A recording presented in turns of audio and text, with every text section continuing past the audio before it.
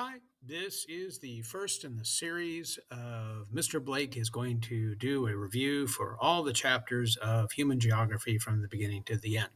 I'm hoping to kind of keep these short, and so you will be able to see as many of them as you might want to. I apologize for the kind of late start on these. We had something of a computer failure, and so I'm having to do these as I can. I'm going to start off with chapter one, which is basic geography. This one probably isn't going to be very long. The big thing to know about chapter one is it's probably not going to be a source of essays itself, but a lot of the stuff that comes out of chapter one can be used in essays. And there may be a couple of multiple choice questions, but they generally don't pull very many from this chapter. So it's mostly supporting stuff that it's good for. So some of the big ideas that come out of chapter one are density and distribution, of which I think I have a whole separate video for that if you want to go look at that. But where objects are in space versus how many objects there are in space per square mile or whatever. That is a useful thing to know, definitely. Scale of analysis, we've talked about this. If you are given data or if you're given a map that's showing some sort of data, you've got to figure out what scale is it at. Is it a global map? Would it be a regional map, something like Europe? Or would it be a sub-regional map like Western Europe? Or is it a local map, maybe showing you just the guts of a city or something like that? So you have to figure out the scale of analysis, not just on maps or data, but sometimes they'll give you something like a picture, and you have to figure out what scale are we looking at to analyze what's going on in that picture. So think about scale of analysis. It is a growing topic. And has appeared more recently on some of the tests. So just make sure you're kind of comfortable with that idea. Maybe go back and look at some of those regional maps that I gave you, or the ones that appear in the textbook that kind of does the sub-Saharan Africa. This is Saharan Africa. This is Southeast Asia, that sort of stuff. Because all of that would be subregions, whereas Europe, like I said, would be more a region itself. The difference between the rest of South America and Brazil. Brazil is often its own thing, so it's a subregion. Anyway, site, situation, place, and location. Know all of these four, commit them to memory because they will show up and they're really useful for sometimes explaining things too. So, again, I'm going to do these one more time. Site, physical characteristics of a region. So, what's the climate like? What's the critters like? What's the dirt like? What kind of vegetation grows there? All of that stuff that's the physical world that has nothing to do with the human beings. That is site. Situation is kind of like relative location. It is that site and then all the sites around it and how do they interact. And in this case, again, you're only looking at the physical stuff. You're ignoring anything that might be human.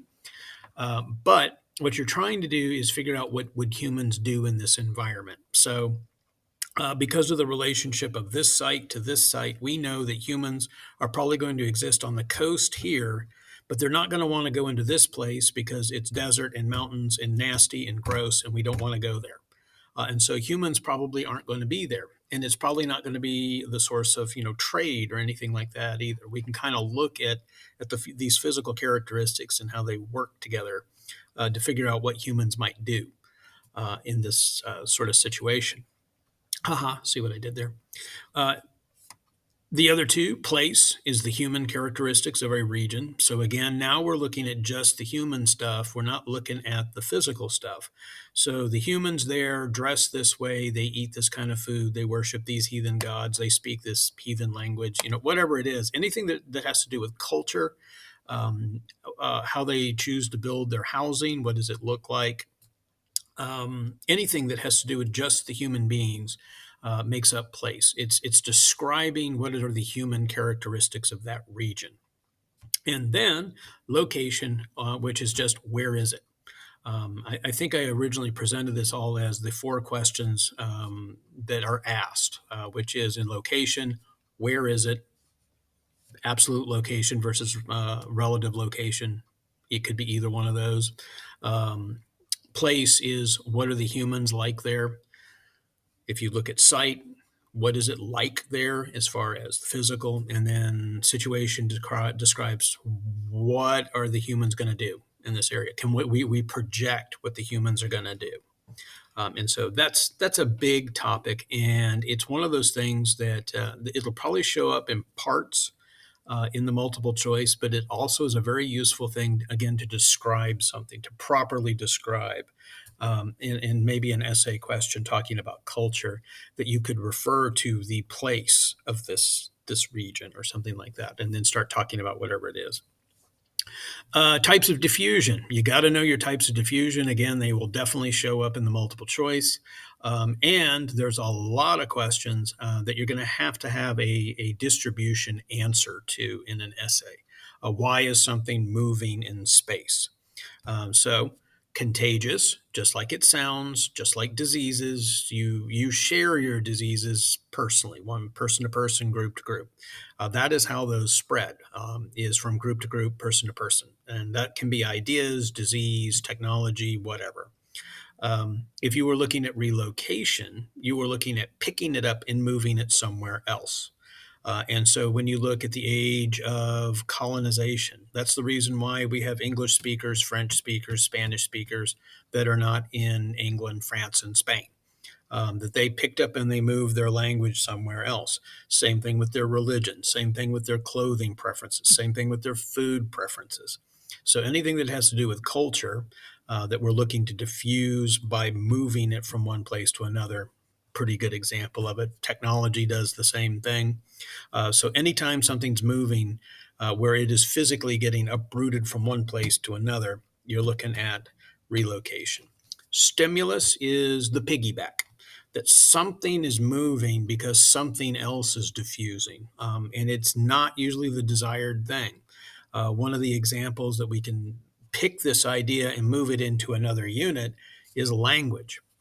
There's a reason why there are more and more and more English speakers and French speakers and Spanish speakers than, let's say, Tadzik speakers and Uzbek speakers and Lao speakers.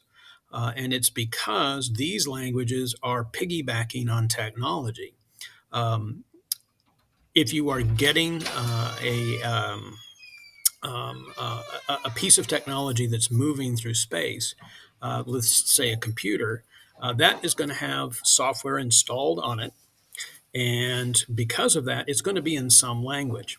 And most of the time, when you're looking at computers, the language installed is going to be English.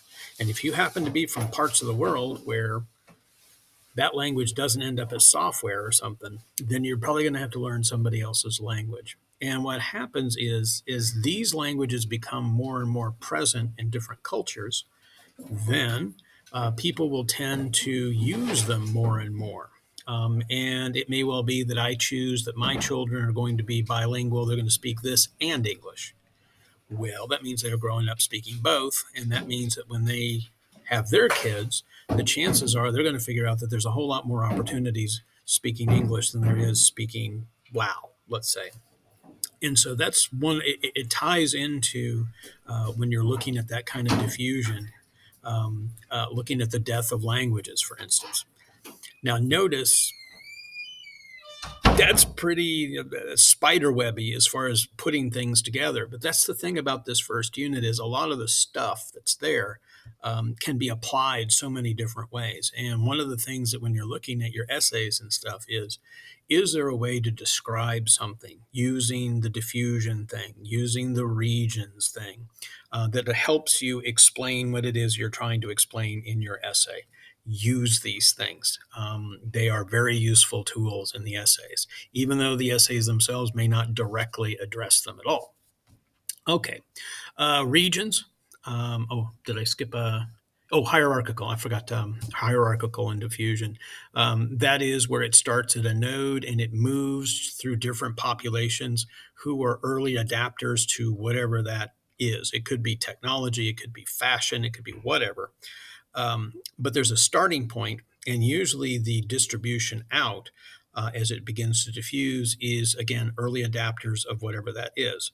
In the fashion world, let's say it's fashion starting in Paris, that's your node. It's going to spread to all the cool people cities like LA and New York and London and Tokyo and Berlin. So that's going to be the early adapters. Then it's going to spread into maybe larger population centers, but are not quite as hippie. And so looking at Dallas and Houston and Chicago and Toronto and places like that. And then it's going to start spreading into smaller and smaller markets. Again, this is one of these things that comes up when you're trying to explain the spread of ideas in a city using Christaller or something. Yeah, this is something you can use. Eventually, it filters down into Arkansas and Florida and places like that. And at that point, it is kind of diffused all around the world. Problem is that if it's fashion, something else has already started up again. The whole thing starts all over again. Technology often moves the same way. People will adapt to it, and then it becomes more present in societies. It moves through bigger urban areas and then smaller urban areas, and then finally it gets to Magnolia and stuff like that. By then, everybody else is 2 decades ahead. So think about that. That's our diffusions. Regions. Remember that uniform and formal are the same kind of region, usually has political boundaries. So your states, provinces, countries, they're all examples of uniform regions, or possibly they may refer to it as a formal region. Either way, same thing. If it is dealing with business, the chances are it is probably nodal or a functional region. And again, think about broadcast areas, pizza delivery, and all that mess. And you get the same idea that that's the hinterland that they're working with. That is their distribution space. So that ties then back into services, doesn't it? This is a way that you can explain services, for instance, is by describing it as a nodal region and things like that. So use it. If it comes up, use it. If we are looking at vernacular, it's the way we use our language. And so this is the different parts of the United States that either call it a Coke or a Pepsi or a soda or a whatever. As we use the language differently, yeah, we're all speaking English, except for maybe the folks in Arkansas. I'm not really sure about them. But most of us are speaking English, and so it depends on how we're using the words. We may use different words to describe the same object.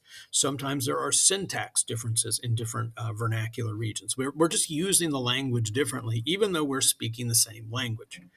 And so, again, my what do you call brown fizzy lifting drinks is an example of that. We could define regions based on what do we call that, or what do we call the big long thing that kind of looks like a chair that you sit on in the living room.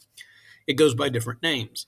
And so we could make a map showing all those different regions, and they would all be vernacular regions. If we are looking at perceptual is where we think it is. So again, the South, the West, up north, there's another one. So it's very fuzzy. There is not anything very exact about those regions, except for the fact that we know what we're talking about. We could identify it if we saw it. But my definition of what that is probably different than your definition. So we now have 2 definitions of the same thing, and we're both right. Because where you think the West starts, I may have a completely different point of view, but mine's right too, because it's where we perceive these places to be. And there's often a connection between the perceptual regions and the vernacular regions. Sometimes we can identify one or the other based on how, again, we're using the language. All right, other big stuff, possibilism, environmental determinism. Those 2 will come up probably in the multiple choice. And they're also very useful to know when you are looking at essays, because this may be an explanation sometimes that you can support an idea in your essays with it. Environmental determinism is that's Alexander von Humboldt and Ellsworth Huntington talking about that the climate and the physical characteristics of a region will determine what kind of culture comes out of it, what kind of civilization comes out of it. This was a very popular idea in the 1800s and 1900s because the big powerful nations could use that and point at it and say, ah, see, that's the reason why we're so important. That's the reason why we're so powerful. It's because our environment of Northwest Europe or North America for the Americans and stuff, that's the reason why we emerged out of these areas. So um, that was kind of the assumption for a very long time about how did cultures and civilizations operate. And it explained why all the tropical parts of the world were dominated by imperial powers. And it was because, well, they just didn't get to be as civilized. They didn't get to be as culturally sophisticated because they came from the tropics, and life is too easy there. All of this, yes, was soaked in racism and bigotry and ethnocentrism and everything else. In the 20th century, 1900s, a new idea comes up, which is possibilism, which is we're not fated to become whatever because of our climate or the topography of the land or something like that. We can always alter that stuff. And so we determine whether or not what kind of civilizations we're going to put together. Yes, the climate might impact us. It might make some sort of decision as to what our clothing is going to look like or what we choose to eat or not, because in our environment, these critters don't exist. So why are we going to put them on the dinner plate? But we can still become perfectly civilized without having a particular climate or a particular topography or access to the sea or whatever else.